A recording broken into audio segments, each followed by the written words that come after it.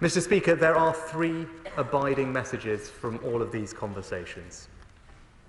The first is that we must continue working together to get more humanitarian support into Gaza.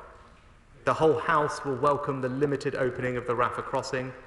It is important progress and testament to the power of diplomacy, but it is not enough. We need a constant stream of aid pouring in, bringing the water, food, medicine and fuel that is so desperately needed. So we will keep up the diplomatic pressure. We have already committed £10 million of extra support to help civilians in Gaza. And Mr. Speaker, I can announce today that we are going further. We are providing an additional £20 million of humanitarian aid to civilians in Gaza, more than doubling our previous support to the Palestinian people. There are major logistical and political challenges to delivering this aid, which I discussed with President Sisi. My right honourable friend, the Development Minister, is leading an effort to ensure the maximum amount of aid is pre-positioned with UK support ready to deliver. We're also working intensively to ensure that British nationals trapped in Gaza are able to leave through the Rafah crossing when it properly reopens. The second message, Mr. Speaker, is that this is not a time for hyperbole and simplistic solutions. It is a time for quiet and dogged diplomacy that recognises the hard realities on the ground and delivers help now. And we have an important role to play. In all of my meetings, people were clear that they value Britain's engagement. The UK's voice matters. We have deep ties across the region, ties of defence, trade and investment, but also of history. President Abbas pointed to that history, not the British mandate in Palestine or the Balfour Declaration, but the UK's efforts over decades to support the two-state solution. And that brings me to my third point, Mr. Speaker. Growing attacks by Hezbollah on Israel's northern border, rising tensions on the West Bank, and missiles and drones launched from Yemen show that some are seeking escalation. So we need to invest more deeply in regional stability and in the two-state solution. Last night I spoke to the leaders of the United States, Germany, France, Italy and Canada.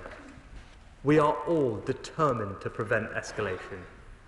That's why I'm deploying RAF and Royal Navy assets, monitoring threats to regional security and supporting humanitarian efforts. Mr. Speaker, our support for a two-state solution is highly valued across the region. But it can't just be a cliched talking point to roll out at times like this. The truth is that in recent years, energy has moved into other avenues like the Abraham Accords and normalisation talks with Saudi Arabia. We support those steps, absolutely, and believe that they can bolster wider efforts. But we must never lose sight of how essential the two-state solution is. So we'll work together with our international partners to bring renewed energy and creativity to this effort. It will rely on establishing more effective governance for Palestinian territories in Gaza and the West Bank. It will also mean challenging actions that undercut legitimate aspirations for Palestinian statehood. Mr. Speaker, Hamas care more about their paymasters in Iran than the children they hide behind. So let me be clear. There is no scenario where Hamas can be allowed to control Gaza or any part of the Palestinian territories. Hamas is not only a threat to Israel, but to many others across the region. All the leaders I met agree that this is a watershed moment. It's time to set the region on a better path. Mr. Speaker, I also want to say a word about the tone of the debate. When things are so delicate, we all have a responsibility to take additional care in the language we use and to operate on the basis of facts alone.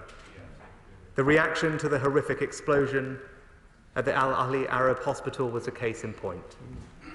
As I indicated last week, we have taken care to look at all the evidence currently available. Mr. Speaker, I can now share our assessment with the House. On the basis of the deep knowledge and analysis of our intelligence and weapons experts, the British government judges that the explosion was likely caused by a missile or part of one that was launched from within Gaza towards Israel. The misreporting of this incident had a negative effect in the region, including on a vital US diplomatic effort and on tensions here at home. We need to learn the lessons and ensure that in future there is no rush to judgment. Mr. Speaker, we have seen hate on our streets again this weekend. We all stand in solidarity with the Palestinian people. That is the message I brought to President Abbas. But we will never tolerate anti-Semitism in our country. Calls for jihad on our streets are not only a threat to the Jewish community, but to our democratic values. And we expect the police to take all necessary action to tackle extremism head-on. Mr. Speaker, this is a moment for great care and caution, but also for moral clarity. Hope and humanity must win out against the scourge of terrorism and aggression. The 7th of October attack was driven by hatred, but it was also driven by Hamas's fear that a new equilibrium might be emerging in the Middle East, one that would leave old divisions behind and offer hope of a better, more secure, more prosperous way forward. It is the same motivation that drives Putin's war on Ukraine, the fear of Ukraine's emergence as a modern, thriving democracy and the desire to pull it back into some imperialist fantasy of the past. Putin will fail, and so will Hamas. We must keep alive that vision of a better future against those who seek to destroy it. Together with our partners, that is what we will do, and I commend this statement to the House.